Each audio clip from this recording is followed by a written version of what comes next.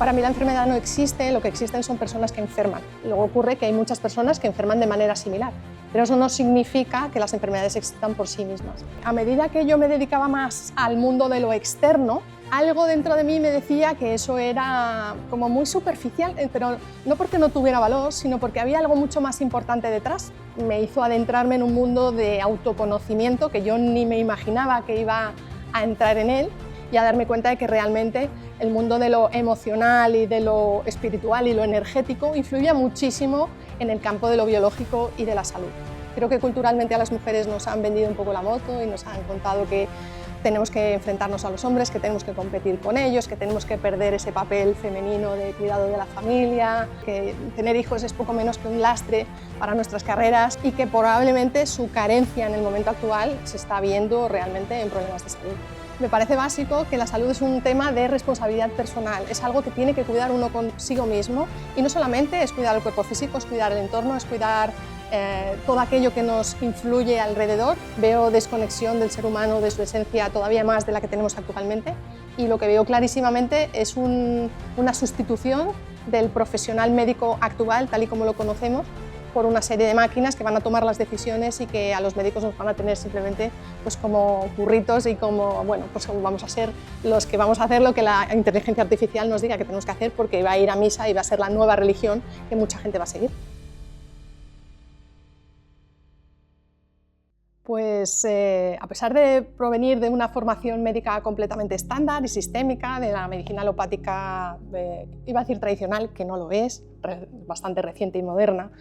he seguido el camino del sistema prácticamente toda mi vida, en una universidad pública, haciendo posteriormente una especialidad quirúrgica, porque en ese momento para mí el mundo de lo físico era fundamental, yo no creía en absolutamente nada que no fuera capaz de tocar, y si no podía cortarlo y no podía sangrar con mi cuchillo en la mano, para mí no existía aquello. Y la verdad que al principio pues, era súper feliz y aquello me llenaba muchísimo y era una especialidad muy bonita. Yo me dedico a la cirugía reconstructiva, principalmente oncológica, y eso me llevó pues, a entrar en contacto con pacientes con cantidad de problemáticas importantísimas en momentos muy importantes de sus vidas, muy críticos, que además a mí me tocaba vivirlos con ellos desde el punto de vista muy externo. Quiero decir, un cirujano plástico se dedica a la reconstrucción, se dedica a la parte más externa de lo que es un escenario dentro de la oncología, con lo cual era muy curioso porque a medida que yo me dedicaba más al mundo de lo externo y le daba muchísimo valor, por supuesto, a mi trabajo, y mis pacientes también se lo daban, algo dentro de mí me decía que eso era como muy superficial, pero no porque no tuviera valor, sino porque había algo mucho más importante detrás.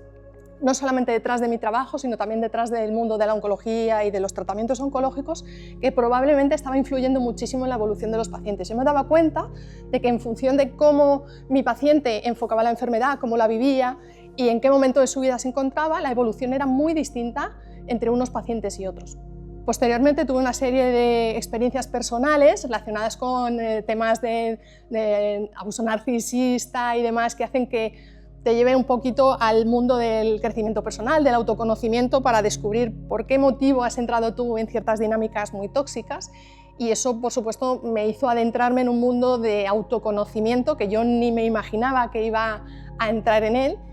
y en el momento en el que me di cuenta de cuántas cosas pasaban en mí, cuantísimo influía eso en mi salud, que yo me daba cuenta que me estaba pagando, que iba a enfermar como continuara por ese camino,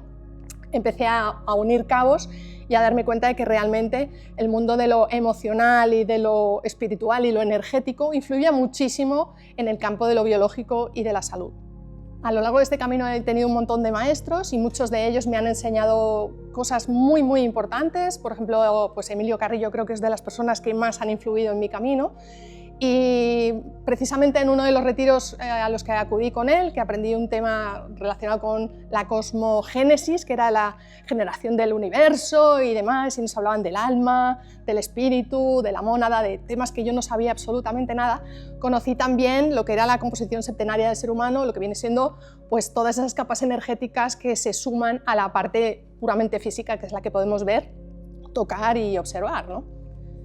Para mí aquello fue un punto de inflexión importantísimo y me di cuenta y aprendí y descubrí por primera vez en mi vida que ese mundo físico y ese cuerpo físico que solamente me habían enseñado a lo largo de mi carrera y en el que yo solamente me había estado enfocando en mis pacientes durante tanto tiempo, pues era una parte mínima y era simplemente la expresión más minúscula y externa de algo muy importante que estaba ocurriendo en otros planos, a otros niveles, y que verdaderamente era el origen de todo lo que veíamos manifestado en lo físico. Creo que en el momento actual lo que estamos haciendo es echar una mirada atrás y dando valor a cosas y a pensamientos y a conocimientos de temas que se llevan sabiendo desde hace muchísimos años, incluso siglos, y a los que quizá a lo largo de este tiempo de desarrollo más científico, tecnológico, habíamos dejado atrás y les habíamos restado muchísimo valor. Ahora lo que estamos haciendo es mirando atrás y dando valor a todos esos conocimientos que verdaderamente tienen muchísimo más sentido del que nos habían contado que tenían. A mí principalmente el que más me llama la atención, el que más me gusta y el que más me gusta aplicar también en mi práctica médica diaria es todo lo relacionado con los temas de la luz, con la energía, con la función mitocondrial, con todo lo relacionado con los ciclos de la vida, los ciclos en la Tierra, los ciclos circadianos, todos los ciclos que se dan en el ser humano me parecen fundamentales, y volver a reconectar con ellos, reconectar con la naturaleza y con todos esos ciclos que hemos dejado atrás durante muchísimos años y que recuperarlos va a implicar recuperar gran parte de la salud perdida, me parece fundamental. Para mí, independientemente de lo que esté ocurriendo a nivel bioquímico, a nivel molecular, me parece, y como mujer creo que puedo afirmarlo, que las mujeres del mundo moderno estamos muy desconectadas de nosotras mismas. Creo que es algo que nos ha sido inculcado en los últimos siglos y se está viendo actualmente en la salud femenina. A las mujeres actuales no se nos ha sido explicado el significado profundo de los procesos biológicos que vivimos cíclicamente a lo largo de toda la vida. No se nos explica lo que es el comienzo de la adolescencia, no se nos explica lo que es, por ejemplo, la menopausia, ni todo lo que ocurre entre medias. A la hora de reconectar con su esencia y consigo misma, creo que la mujer actual es muy importante que empiece a conocer temas relacionados con la sabiduría ancestral femenina. Temas que se sabían sobre las mujeres, que las mujeres de la antigüedad conocían al dedillo, que transmitían a toda la tribu y que eran para ellas lo más lógico, lo más normal y una cosa muy natural, que actualmente en muchos casos son temas absolutamente tabú. En el momento actual contamos con cantidad de divulgadoras muy conocidas que ponen a nuestro servicio muchísimos libros, muchísimos vídeos que hablan sobre todos estos temas de sabiduría ancestral femenina. Por ejemplo, Miranda Gray, como por ejemplo la doctora Christiane Northrup, para mí han sido absolutas musas y que me han aportado muchísimo conocimiento al respecto, y me parece que son muy importantes para que la mujer retome ese conocimiento de sí misma, esa sabiduría que antiguamente todas conocíamos y que nos permitía que estuviéramos mucho más conectadas con nosotras mismas y no tener unas patologías que ahora mismo están muy extendidas en la población y que están directamente relacionadas con esta desconexión de nosotras mismas. No creo que sea solamente una cuestión de cambiar de hábitos, por ejemplo, alimenticios, o de hacer más ejercicio, o de cambiar el estilo de ropa, o de maquillarnos o no, o de ir descalzas. Creo que es una cosa que va muchísimo más allá. Creo que culturalmente a las mujeres nos han vendido un poco la moto y nos han contado que tenemos que enfrentarnos a los hombres, que tenemos que competir con ellos, que tenemos que perder ese papel femenino de cuidado de la familia, de cuidado de la prole, que tener hijos es poco menos que un lastre para nuestras carreras, y que creo que se está viendo que en los últimos años hay muchísima insatisfacción en el mundo de las mujeres, entre todas nosotras, y quizá nos estamos equivocando, estamos yendo, no sé, y lo digo como cirujano, cuidado que yo he seguido el camino del sistema hasta el fondo, y cuando uno mira atrás y se da cuenta de que quizá ha habido muchas trampas en el camino y que ha hecho que nos desviemos de nuestra esencia femenina y de esas capacidades y esas habilidades relacionadas con la familia y con todo aquello que realmente nos nutre internamente, y que probablemente su carencia en el momento actual se está viendo realmente en problemas de salud. El primero de todos, que la palabra combatir a mí no me gusta nada. El lenguaje belicista creo que nada tiene que ver con el mundo de la salud y de la enfermedad, y cuanto antes lo vayamos desterrando de nuestro imaginario colectivo, mejor nos irá, porque me parece que el mundo de la biología, el mundo de la naturaleza tiene mucho más que ver con algo colaborativo que con algo de enfrentamiento o de guerra o de competición. Pero si tuviese que elegir algo que diariamente intento explicar y aclarar a mis pacientes para que entiendan o que por lo menos compartir la manera en la que yo entiendo la salud y la enfermedad. Me parece básico que la salud es un tema de responsabilidad personal, es algo que tiene que cuidar uno consigo mismo y no solamente es cuidar el cuerpo físico, es cuidar el entorno, es cuidar todo aquello que nos influye alrededor, porque por ejemplo mucha gente habla del alimento, pero el alimento es todo aquello que entra en contacto con nosotros, no solamente a través de nuestra boca, y empezar a tomar conciencia de ello me parece básico, porque creo que en los últimos años hemos llegado a un punto en el que el sistema nos ha convencido de que la salud proviene de proveedores externos, es decir, uno no hace falta que se cuide para nada porque tiene la seguridad de que va a haber un sistema médico alopático que se va a encargar de todo en el momento en el que haya algún problema. Creo que el gran cambio de paradigma consiste en darle la vuelta a todo esto y realmente uno responsabilizarse y hacerse autónomo a la hora de cuidar su salud, y verdaderamente el sistema va a estar ahí siempre para podernos ayudar en el momento en el que haga falta, pero entendiendo siempre que los médicos, que el personal sanitario son tus ayudantes, son los técnicos que pueden ayudarte, pero no van a ser nunca los protagonistas de tu sanación, porque vas a ser tú quien te sanes. Parece que suena como algo como muy esotérico, y para nada. Si el paciente no participa, si no está activo, si no conoce lo que realmente está ocurriendo por detrás de lo puramente biológico y físico, es muy difícil que las cosas vayan muy bien. Con lo cual, como el paradigma médico únicamente se basa en la parte física, es una parte muy limitada, es importantísimo que el paciente empiece a entender la realidad general y lo que es el escenario completo de la enfermedad, de tal manera que pueda utilizar al sistema para su curación física, pero a la vez haga mucho más trabajo personal para que en colaboración con el sistema pueda llegar a la sanación completa. La biología cuántica es una rama de la biología que se está estudiando recientemente y que tiene mucho más que ver con la física cuántica que con la física mecánica newtoniana que nos enseñaron a todos en el colegio. En la universidad, a mí personalmente, y creo que como a mí, a muchísimos compañeros de otras universidades, la biofísica se nos enseñó muy mal. No sé si de manera premeditada o no, pero los conceptos físicos los tenemos muy difusos y gracias a los biólogos que actualmente están estudiando más este tema cuántico, estamos entrando en un mundo de un conocimiento completamente distinto al que nosotros teníamos previamente. Para mí la cuántica es el nivel en el cual confluyen las manifestaciones físicas que podemos observar en los seres vivos procedentes de cambios que ocurren a otros niveles mucho más sutiles. En el momento actual sabemos muy poco al respecto y todavía todos esos caminos de por qué vías y por qué mecanismos suceden se están estudiando, y de eso se trata precisamente la biología cuántica que está en estudio actualmente, y posteriormente, dentro de unos años, lo lógico será que la podemos ir aplicando también a diferentes campos de la medicina, pero como digo, todavía hay mucho conocimiento por descubrir.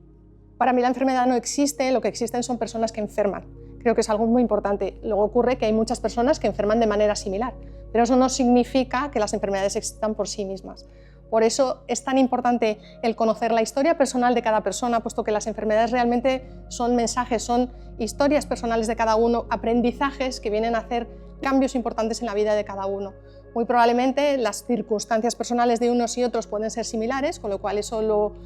señalizamos, le ponemos el cartelito de que son enfermedades similares, pero eso no significa que las enfermedades por sí mismas existan, sino que las personas presentan patologías similares o sintomatología similar debido a procesos personales similares. Acorde a ello, la sanación implica el conocimiento individual de la historia personal de cada una de esas personas que van enfermando. Quiero decir, no podemos buscar la sanación de un paciente o de un enfermo si no hemos mirado atrás viendo realmente cuáles han sido sus vivencias y todo lo que ha ido arrastrando que le ha llevado finalmente a presentar esa enfermedad. La salud es un estado de equilibrio, de homeostasis o de funcionamiento más o menos regulado de todos los componentes de un sistema biológico, más o menos físico, más o menos sutil. En el momento en el que ocurre un desequilibrio, ya sea por factores externos o por factores internos en ese ser vivo, pues ocurre una serie de cambios, modificaciones que conllevan un desequilibrio químico, físico, electromagnético a muchísimos niveles que conducen a lo que nosotros vemos como en forma de signos y síntomas que llamamos enfermedad.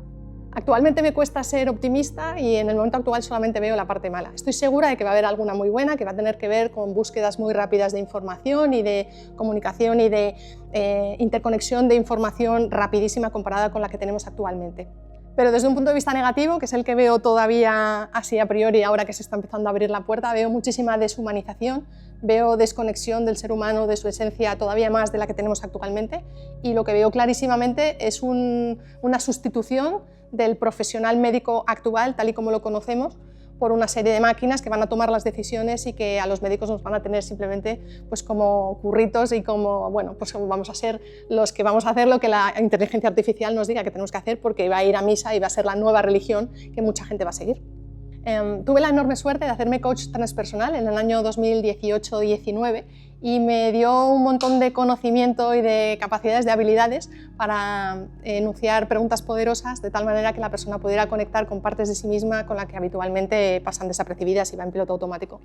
A medida que vamos entrando y adentrándonos en partes mucho más profundas y en vivencias de su historia personal, podemos ir viendo y destapando y sacando muchos acontecimientos y muchos dolores y muchos temas que pueden ir arrastrados de otros momentos o de otros ancestros de sus familias y demás, que se conectan directamente con los signos y los síntomas físicos que observamos en su patología actual. De tal manera que lo que me toca hacer en consulta no es explicarle la conexión entre una cosa y otra, sino que realmente mi paciente lo ve. Una vez que se cuenta a sí mismo y se escucha todas sus vivencias y lo conecta inmediatamente con los signos y los síntomas que tiene en ese momento, es capaz de comprender la conexión entre ambos, con lo cual no tengo que ser yo quien se lo explique, sino que son ellos los que lo ven.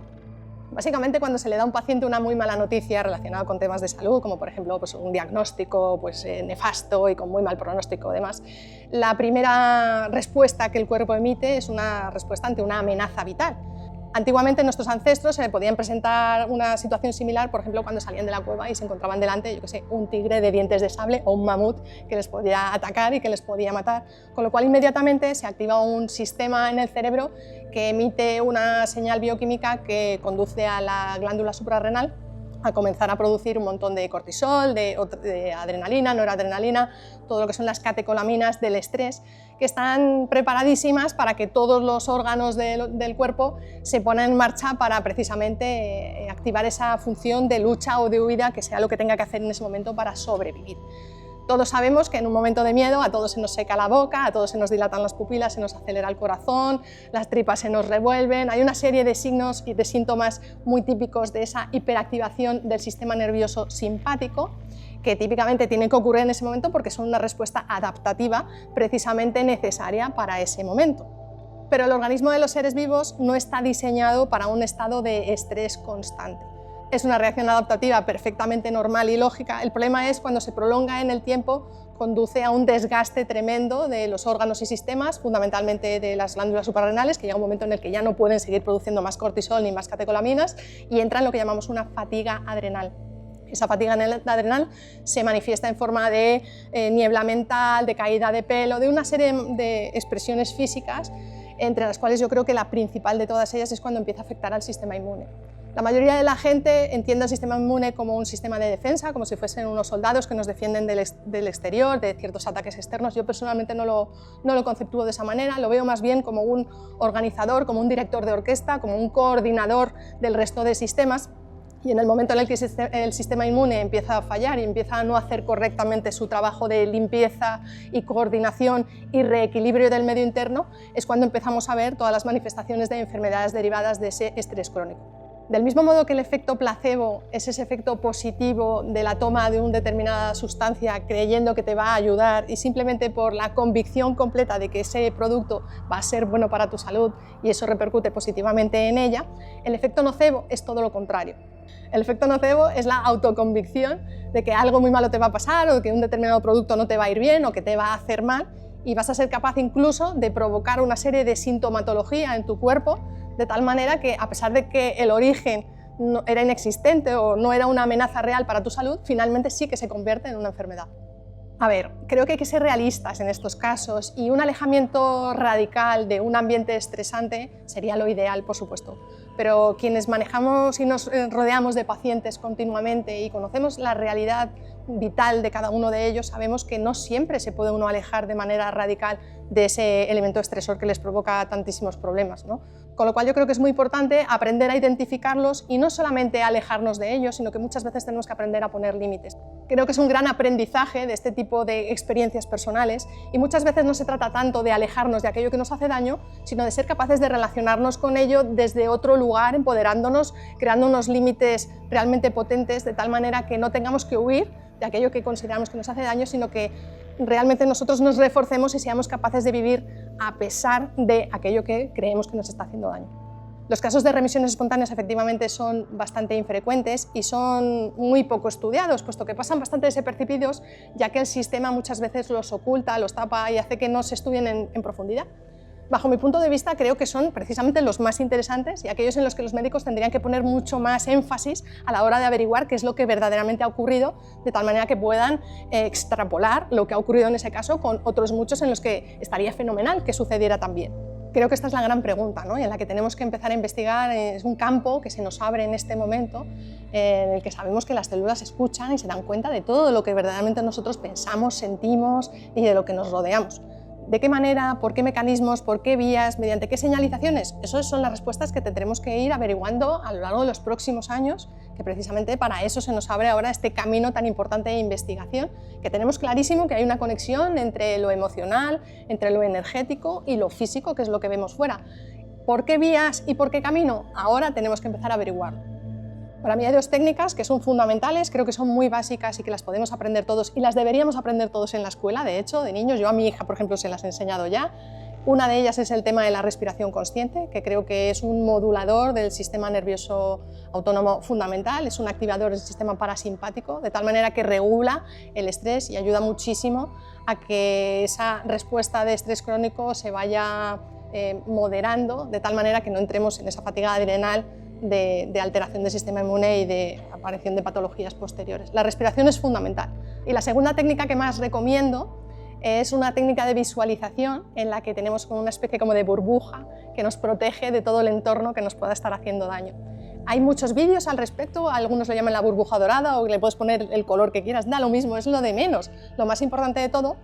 es que tú te centres, que respires, que cierres los ojos y que visualices esa especie como de burbuja energética que te protege y que además la creas tú y que te acompaña a todos esos sitios donde tú lo necesites. Es una manera muy visual, muy práctica de crear una serie de límites energéticos de tal manera que esas fugas y esa permeabilidad que podías tener previamente que hacía que el ambiente estresante te hiciera tanto daño, a partir de ese momento creas una especie de barniz de tal modo que ya lo que hay alrededor no te hace daño, tu fuerza y tu poder interior aumentan muchísimo y puedes entrar en el ambiente que quieras, que no va a haber ningún problema, vas a poder seguir relacionándote con lo que sea desde un lugar de poder y de muchísima más coherencia energética contigo mismo.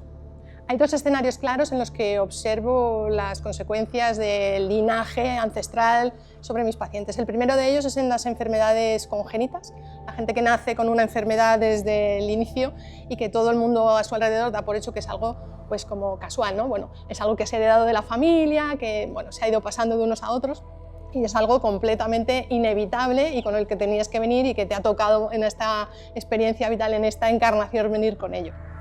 En la segunda de las circunstancias en las que suelo ver esta carga familiar sobre las patologías, claramente es sobre las mujeres y sus problemas en el aparato reproductor. Muchísimos casos de endometriosis, de infertilidad, de dolor crónico, de problemas en las relaciones. Es clarísimo cómo cuando uno bucea un poco en los antecedentes personales y familiares, hay muchísima relación con lo que ha sucedido en sus madres, en sus abuelas, y muchos de esos traumas de vivencias durísimas, incluso de duelos y demás que han ocurrido en la familia, se manifiestan en esa persona, que muchas veces lo que comentamos es, bueno, tú eres la persona que te has hecho consciente de lo que verdaderamente ha ocurrido en el linaje y precisamente tú eres la persona que tiene que cortar las cadenas, que tiene que acabar para que tus hijas o tus sobrinas esto no lo hereden.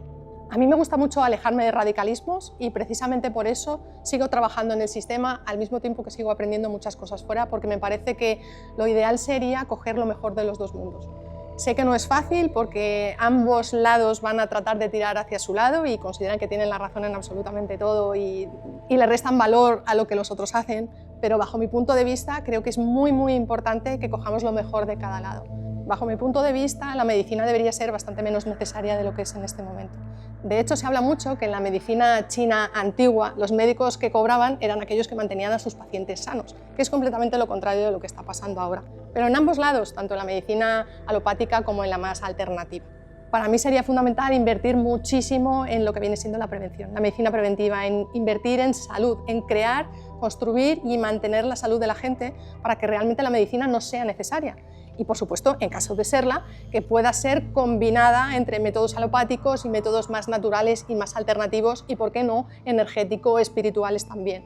pero para mí lo principal sería que fuese bastante menos necesaria de lo que es actualmente, que se ha normalizado muchísimo la necesidad de la medicina, que los hospitales están llenos y nadie se pregunta por qué. Y en una sociedad tan teóricamente moderna y avanzada como tenemos actualmente, lo lógico sería que la gente estuviese mucho más sana de lo que estaban hace muchos años, y nos está ocurriendo todo lo contrario. Con lo cual considero súper importante en este momento darle muchísimo peso, muchísimo valor a todo lo relacionado con la medicina preventiva, y ya no solo medicina, sino con la salud, con el mundo de la verdadera salud, que es eso que a los médicos no nos enseñan, pero que afortunadamente hay mucha otra gente que no es médico,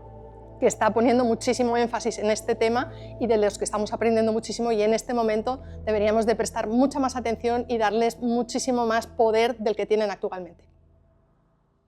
Esta historia es parte de la serie Transformación, que encontrarás en televisiónconsciente.com y Amazon Prime Video. Historias de superación increíbles que te mostrarán que no tenemos límites si usamos la mentalidad y herramientas adecuadas. Prueba 7 días gratis.